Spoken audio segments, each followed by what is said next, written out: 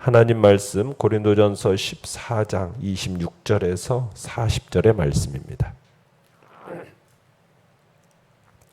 고린도전서 14장 26절에서 40절의 말씀 우리 한 목소리로 같이 읽도록 하겠습니다.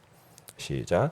그런즉 형제들아 어찌할까 너희가 모일 때에 각각 찬송시도 있으며 가르치는 말씀도 있으며 계시도 있으며 방언도 있으며 통역함도 있나니 모든 것을 덕을 세우기 위하여 하라. 만일 누가 방언으로 말하거든 두 사람이나 많아야 세 사람이 차례를 따라하고 한 사람이 통역할 것이요 만일 통역하는 자가 없으면 교회에서는 잠잠하고 자기와 함께 말할 것이요 예언하는 자는 둘이나 셋이나 말하고 다른 이들은 분별할 것이요 만일 곁에 앉아 있는 다른 이에게 계시가 있으면 먼저 하던 자는 잠잠할지니라. 너희는 다 모든 사람으로 배우게 하고 모든 사람으로 권면을 받게 하기 위하여 하나씩 예언할 수 있느니라. 예언하는 자들의 영은 예언하는 자들에게 제재를 받나니 하나님은 무질서의 하나님이 아니시오 오직 화평의 하나님이시니라.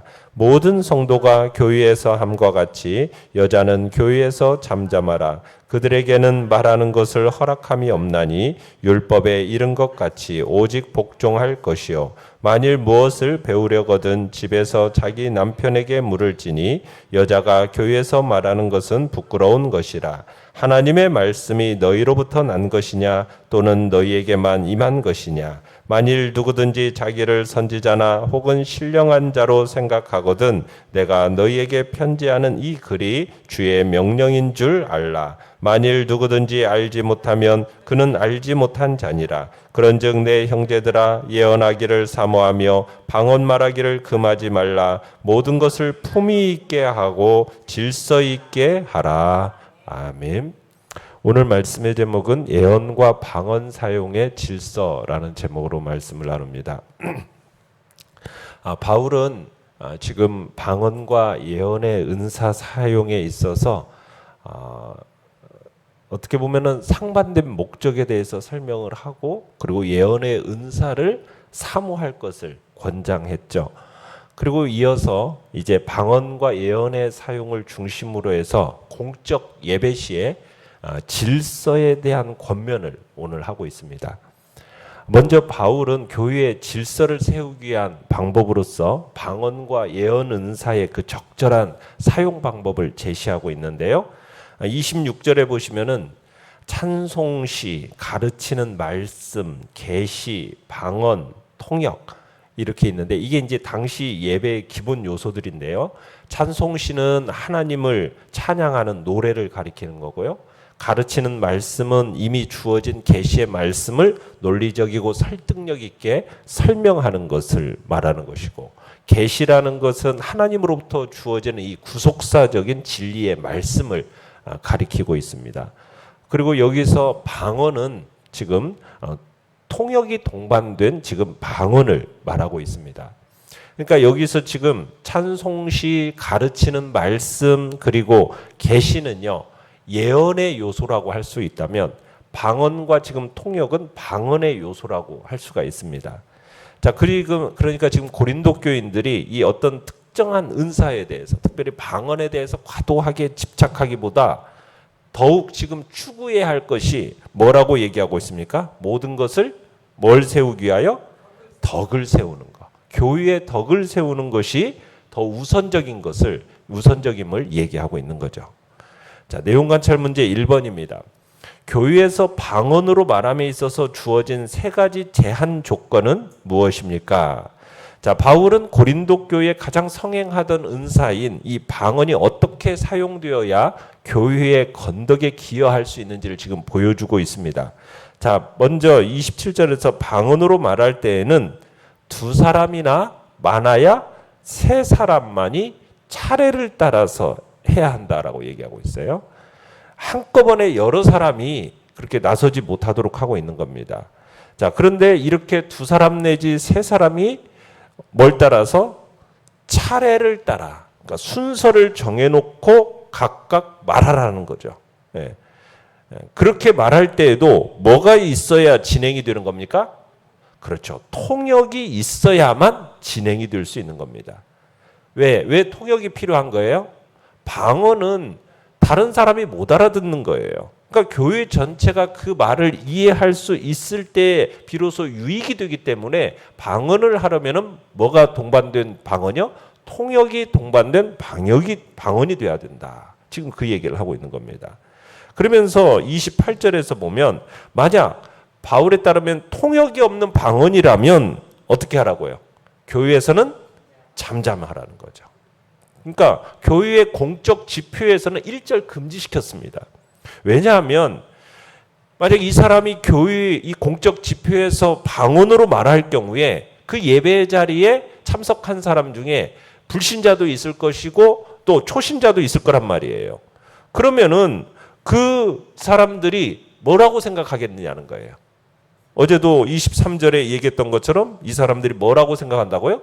미쳤다. 이렇게 생각할 수 있는 근거가 되어서 결국에는 이 사람들로 하여금 교회에서 몰아내는 그런 결과를 초래할 수 있으니까 공적 예배 자리에서 방언으로만 얘기해서는 안 된다. 통역이 동반된 방언이 돼야 된다. 방언으로 말하고자 하는 사람은 그 방언에 대한 통역이 없으면 교회에서 방언으로 말하는 것을 그만두고 그냥 뭐 할 때 자기와 하나님께 말할 것이요. 이게 무슨 말이에요? 홀로 있을 때 혼자서 자기와 하나님께 말해야 된다 얘기하는 겁니다. 그러니까 바울은 방언이 자신의 덕을 세우기 때문에 이게 무가치하다라고 얘기하는 건 아닙니다. 우리가 39절에서 보듯이 예언하기를 사모하며 방언 말하기를 금하지 말라라고 얘기했던 것처럼 방언이라는 것은 자신의 덕을 세우는 일이기 때문에 이게 무가치하다는 말이 아니에요.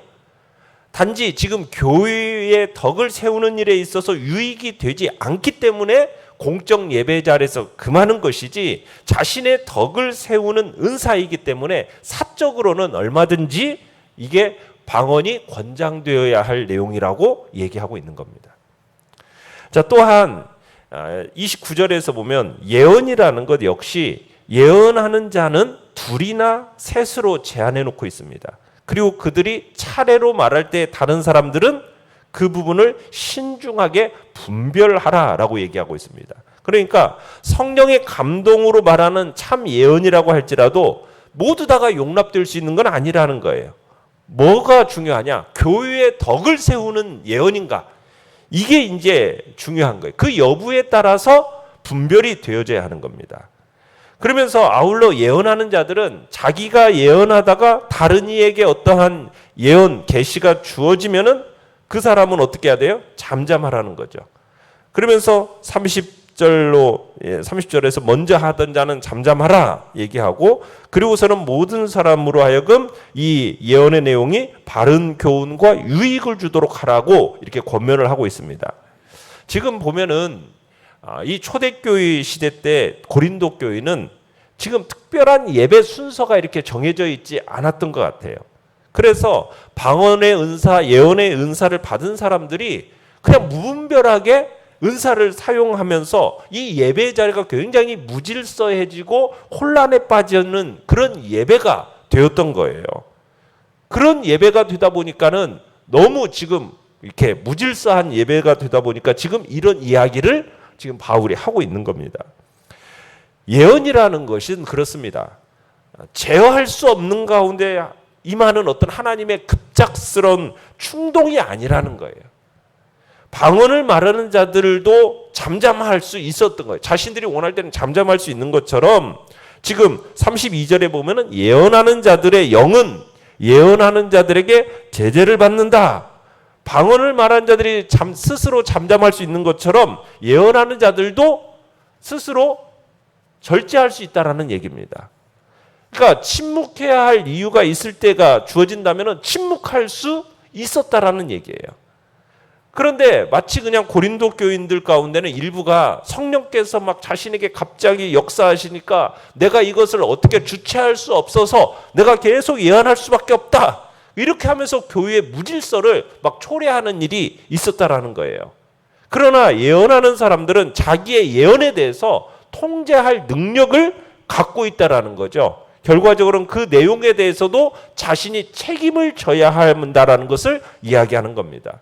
그러니까 여러분이 성령에 붙잡힌다라는 것은 어떤 나의 자의식이 막 없는 상태 가운데서 갑자기 나는 사라지고 그냥 오로지 그냥 누구의 삼자에 의해서 지배받는 어떤 그런 성령의 역사가 아닙니다. 자기 조절 능력을 상실하는 것이 성령의 역사가 아니라는 거예요. 성령의 역사는 분명히 자기 조절 능력이 있고 스스로 자제하고 절제할 수 있는 그런 은혜가 주어지는 것이 성령의 역사하심 가운데 일어나는 일이라는 것을 기억해야 되는 거죠. 바울은 예언과 지금 방언 사용 방법을 제시함에 있어서 성령의 은사를 필요에 따라서는 절제하고 사용할 때는 질서 있게 사용해야 하는 이유를 덧붙이고 있는데요. 26절에서 모든 사람이 덕이라는 거죠. 모든 것을 덕을 세우기 위해서 하라고 그러고 33절에서는 하나님은 어떤 분이라는 겁니까? 하나님은 무질서의 하나님이 아니라 오직 화평의 하나님이시다. 그러니까 하나님은 질서의 하나님이시고 화평의 하나님이시라는 거예요. 하나님은 어떤 경우든지 비록 그것이 인간의 시각에서 어지러워 보일지라도 하나님은 혼란을 야기하시는 분이 아니라는 겁니다. 질서와 조화를 만들어내시는 분이라는 거예요. 그러니까 바울은 지금 은사의 무분별한 사용으로 인해서 지금 분쟁에 휩싸인 이 고린도 교회의 문제의 질서와 조화를 그 속성으로 지니고 있는 이 하나님의 이미지를 투영해서 지금 해결하고자 하고 있는 것입니다. 내용 관찰 문제 2번입니다. 예언이나 방언을 사용함에 있어서 어떻게 하라 가르치고 있습니까? 자, 40절을 보시면은 모든 것을 어떻게 하라?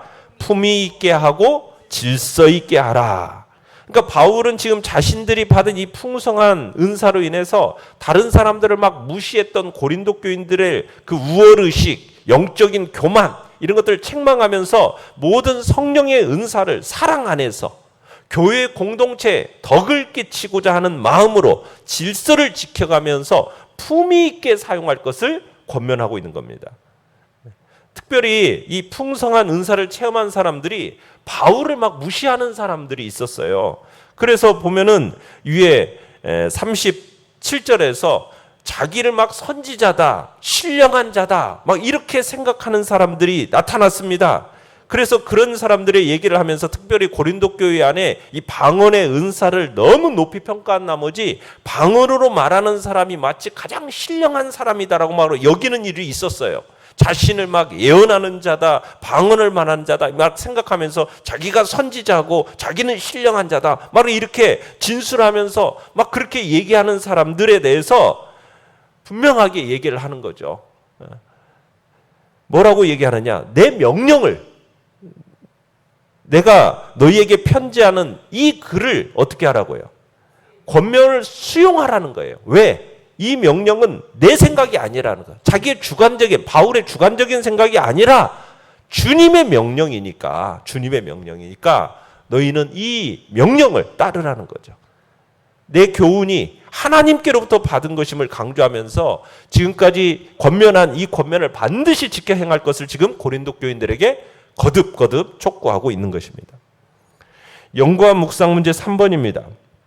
여자는 교회에서 잠잠하라는 말씀을 볼 때 교회에서 여자들이 예언이나 방언을 하는 것 자체를 금하는 것으로 보아야 합니까? 아니면 특별한 경우에 제한적인 의미로 보아야 합니까?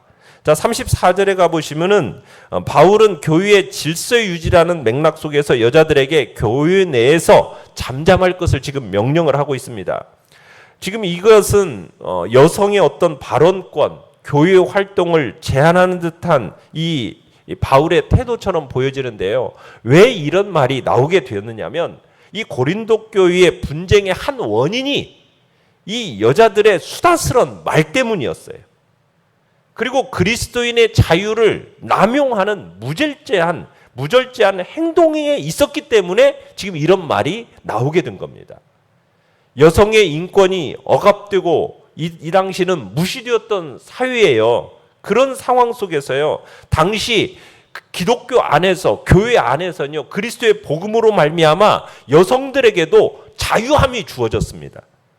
그러다 보니까 실제로 교회 내에서 많은 여성들이 여러 분야에서 막 활동할 수 있게 되었고 자신들의 의견을 개진하는 일들이 교회 안에서 막 생겼어요. 그런데 이 여인들이 이 그리스도인의 자유라는 이 명분을 가지고 이걸 너무 남용해버린 거예요. 오용해버린 거예요.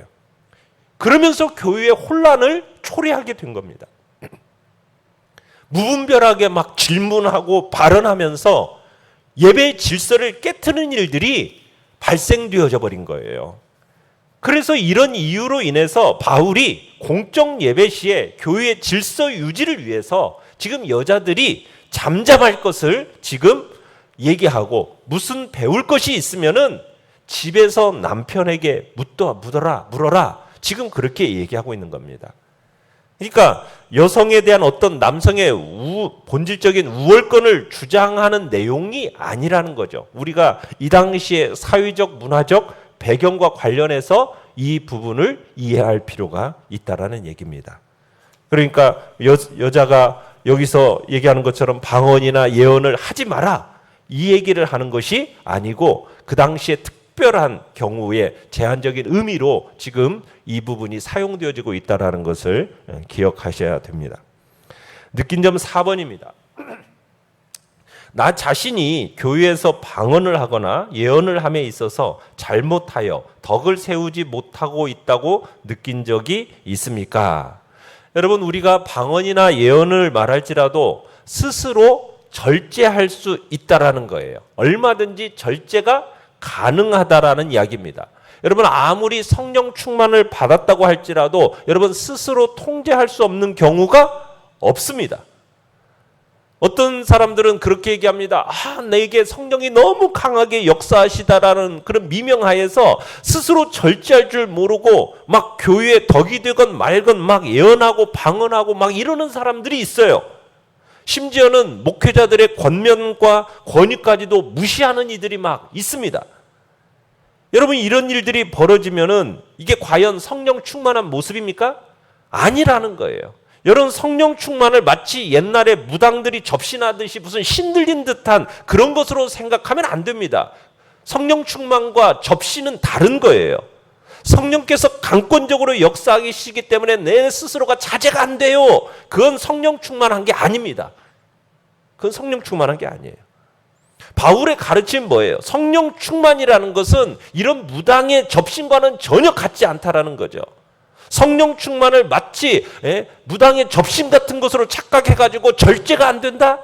그건 전혀 성경이 가르치고 있는 그런 성령 충만이 아닙니다. 그건 이상한 말을 하는 성령 충만인 거죠. 아무리 성령이 충만하고 강권적으로 역사하더라도 우리의 절제가 불가능하지 않고 가능하다라는 거예요. 이걸 알아야 된다는 거죠. 그래서 여러분, 성령의 열매 중에서 맨 마지막에 소개되는 열매가 뭡니까? 절제예요, 절제. 절제가 성령의 제일 마지막 열매 중에 소개가 되고 있어요. 이유가 뭐겠습니까? 아무리 성령에 충만하고 성령의 열매가 맺혔더라도 절제가 없다면, 절제가 되지 않는다면 그건 성령의 은사로서 가치가 없다라는 거예요. 절제 없는 은사는 사탄의 도구가 되어버릴지언정 더 이상 그것은 성령의 은사라고 할 수가 없다라는 거죠. 그러게 성령의 은사를 사용함에 있어서 절제가 중요하다라는 겁니다. 이 부분을 지금 성경은 굉장히 강조하고 있는 것입니다. 결단과 적용 5번입니다. 은사를 사용함에 있어 품위 있고 질서 있게 하기 위해 내가 할 수 있는 일은 무엇입니까? 우리가 성령의 역사나 은사가 기존의 질서, 예의, 품위, 여러분 이것이 충분히 존중이 되어져야 돼요. 막 그것이 마치 존중되지면은 마치 자기 사명이 잘 감당되지 못하고 막 질서에 숨 막힌다. 그 질서로 막 나를 눌러서 은사가 제대로 활용할 수 없어서 결국 성령을 소멸시킨다. 여러분, 그것은 성경적인 이야기가 아닙니다. 오히려 질서를 따라서 기존의 질서를 지키고 예의를 지키고 품위를 지키는 것이 그렇게 활용되는 은사가 더 가치를 높이는, 스스로를 존귀하게 만드는 은사 사용임을 얘기하기에 우리는 예의와 질서 속에서 지극히 정상적으로 우리는 성령의 역사와 성령의 운동을 이어가야 하겠습니다. 오늘의 기도 같이 읽겠습니다. 시작. 주 안에서 품위 있고 질서 있게 행하여 교회의 모든 성도들이 영적 유익을 도모하는 자가 되게 하소서. 아멘. 말씀을 생각하면서 기도하시고요. 연약한 우리의 지체들을 위해서 기도해 주시며, 특별히 유승우 집사님 어머니가 어젯밤에 소천하셨습니다. 그래서 상을 당한 가족을 위해서 또한 기도해 주시고 위로가 있을 수 있도록 기도를 해 주시고, 오늘 내일 이제 교회에서 또 진행되어지는 장례 절차를 위해서 기도를 해 주시기 바랍니다. 또 오늘 중고등부 수련회에 떠나는데 하나님께서 또 안전하게 지켜주시고 풍성한 은혜로 덧입혀달라고 오가는 길을, 또 가는 우리의 아이들을 놓고 또 선생님들을 놓고 기도해 주시기 바랍니다. 주여, 우리 세 번 부르짖으며 나아가겠습니다.